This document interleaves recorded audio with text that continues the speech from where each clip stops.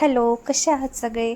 तर पुन्हा एकदा स्वागत आहे तुमचं माझ्या यूट्यूब चॅनलवर, ज्याचं नाव आहे माय कम्फर्ट झोन रोजलिना अंबुरे 101. तर आज मी तुम्हाला एक स्वादिष्ट डिश म्हणजेच रेसिपी दाखवणार आहे, ज्याचं नाव आहे पनीर घोटाळा. तर त्यामध्ये लागणारे साहित्य तुम्हाला दाखवते. एक बारीक चिरलेलं टोमॅटो, 2 कांदे बारीक चिरलेले, ढोबळी मिरची, मीठ, तिखट, हळद, गरम मसाला आणि कुठलाही आपला घरगुती मसाला आणि पनीर, आणि सोबतच आपल्याला अद्रक लसूण याची पेस्टसुद्धा लागणार आहे.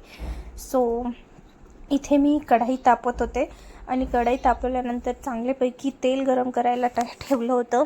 आणि तेल छान तापल्यानंतर त्यामध्ये जिरे ॲड करायचे. सो जिरे छान तडतडले की त्यामध्ये बारीक चिरलेला जो कांदा आहे तो ॲड करायचा.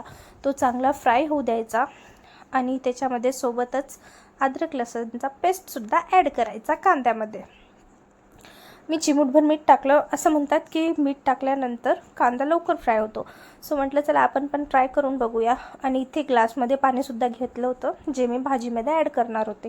सो इथे अद्रक लसूणचा पेस्टसुद्धा मी ॲड करत होते कांदा फ्राय होत असतानाच. आणि त्यानंतर त्यामध्ये ॲड करायचा आपला टोमॅटो. तसं तुम्हाला दाखवतेच मी पुढे. बघा, केलं आहे मी ॲड टोमॅटो. आणि टोमॅटोसुद्धा छान फ्राय झाल्यानंतर त्यामध्ये ढोबळी मिरचीसुद्धा ॲड करून द्यायची. ते एकीकडे फ्राय होत असतानाच त्यामध्ये आपले सगळे मसाले ॲड करायचे, जसे की लाल तिखट, हळद, गरम मसाला, घरगुती जो मसाला यूज करतो तो मसाला आणि थोडीशी कोथिंबीर. असं छान, आणि थोडं पाणीसुद्धा ॲड करायचं, म्हणजे तो मसाला चांगला फ्राय होतो आणि त्याचं तेलसुद्धा चांगलं वेगळं होतं. आणि इथे मी थोडंसं बेसन ॲड करते, 1 किंवा 1.5 चमचा, जेणेकरून भाजीला छान टेक्स्चर येतो. सो हे ॲडिशनल आहे. जर तुम्हाला ॲड करायचं असेल तरच तुम्ही करा, अथवा तुम्ही स्किप करू शकता. सो इथे आणखीन थोडंसं पाणी ॲड करत होते, ज्याच्यामुळे छान भाजी दिसेल असं. सो इथे पनीर किसून घेत होते. माझ्याकडे मोठी किसणी नव्हती, म्हणजे आहे पण ती कुठं ठेवली ते नव्हतं लक्षात आहे ना. सो जे आहे छोटीशी, तर त्यानेच काम चालवत होतं. इथे मग पनीर किसायचं काम सुरू होतं. आणि पाणी ना, आपल्याला भाजीचं जे टेक्स्चर आहे ते बघूनच पाणी हळूहळू ॲड करावं लागतं ह्यामध्ये. एकदम ॲड केल्यानंतर भाजी एकतर खूप पातळ होऊ शकते, म्हणजे अर्थात ह्याचं नावच पनीर घोटाळा आहे, तर ह्या भाजीमध्ये घोटाळा होऊ शकतो.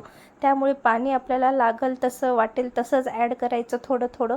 सो इथे मीठ ॲड केलं, पनीरसुद्धा टाकलं होतं मी किसलेलं लगेच, आणि छान इथे हळूहळू पाणी ॲड करत होते. आणि सोबतच कोथिंबीरसुद्धा इथे ॲड केली. चवीनुसार मीठसुद्धा ॲड करा. आणि अशा प्रकारे आपली भाजी झालेली आहे, पनीर घोटाळा तयार.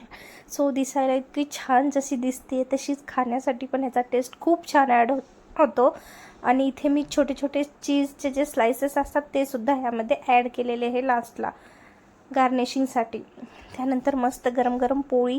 तसं हे पावबरोबर खातात, पण पाव आवडत नाही आम्हाला, त्यामुळे मी पोळीबरोबर खात होतो. इथे म्हटलं चला तुम्हालासुद्धा लगेच फीडबॅक देते कसं झालेली आहे म्हणून. तो खूप मस्त चविष्ट झालेली आहे. तुम्हीसुद्धा ट्राय करा आणि मला नक्की कळवा. बाय.